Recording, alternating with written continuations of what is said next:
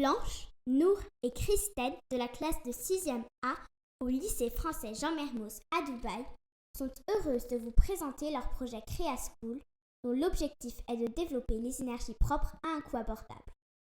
Voici la solution que nous vous proposons. Ecoland, la ville pour les écologistes et scientifiques. J'ai été choquée hier en rentrant de l'école. Il y avait une voiture devant nous qui nous a asphyxiés avec une fumée noire. Comment prendre une bonne bouffée de pollution Et ce week-end, je suis allée à la plage et il y avait plein de déchets par terre. Burk, mais de toute façon, on n'y peut rien. Au contraire, moi je pense que nous sommes tous pour quelque chose. Et les entreprises, ils ont une grande part de responsabilité dans tout ça. Ce qu'il faudrait, c'est qu'on fasse attention à notre façon de consommer.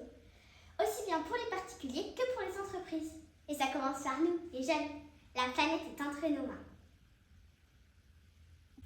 La Terre est de plus en plus polluée. L'air, l'eau, les océans, la surface terrestre. Les entreprises utilisent beaucoup de produits polluants, comme le plastique, rejettent des matières polluantes et utilisent beaucoup d'énergie, souvent polluantes elles aussi. Du côté des particuliers, la consommation et le confort l'emportent souvent sur les consciences écologiques. Les résultats se font déjà sentir. On estime que la population fait 9 millions de morts prématurées dans le monde. Il y a de plus en plus de catastrophes naturelles, l'accès à l'eau potable est de plus en plus compliqué, certaines grandes métropoles deviennent irrespirables, etc.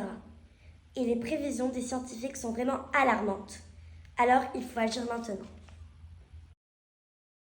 Agir, oui, mais comment? Ce sont les humains qui polluent le monde. Et pourquoi? Une des raisons majeures est qu'ils utilisent ces énergies polluantes. Alors, évidemment, on ne va pas arrêter d'utiliser de l'énergie, mais il existe des énergies plus propres. Alors pourquoi ne pas les utiliser? Eh bien parce qu'elles ne sont pas suffisamment développées. Le problème majeur, c'est qu'elles sont nouvelles et chères. Et pourquoi cela? Parce que la recherche ne va pas vite et qu'il va falloir du temps et de la volonté avant que les énergies propres remplacent les énergies polluantes. Il faudrait donc que l'innovation aille plus vite, qu'il y ait davantage d'éducation liée à tout cela et que ça devienne une vraie priorité. Ce qu'il faudrait, c'est un endroit qui réunirait les meilleurs scientifiques du monde pour accélérer et améliorer la production d'énergie propre. À côté, par exemple, dans un grand immeuble, il y aurait un centre éducatif où chaque adulte devrait y aller pendant une semaine par an, de 2 à 4 heures par jour, et on lui expliquerait les problèmes et comment les adresser. Les adultes feraient des activités pour réaliser l'ampleur du problème par eux-mêmes, et pour apprendre à utiliser les énergies propres. Le site serait bien sûr alimenté par des énergies propres. On aurait des panneaux solaires, des éoliennes et même une tour solaire. Au fur et à mesure des avances scientifiques, le site pourra s'étoffer d'autres technologies. Tu crois que c'est quoi? Ça se voit, non? C'est la maquette de Dubaï. Ah! Vous parlez de quoi? De la maquette de Dubaï! Mais c'est Ecoland! Oui, je le savais, c'est ce que je t'ai dit. Bon, je vais vous expliquer ce qu'est Ecoland et vous allez m'aider.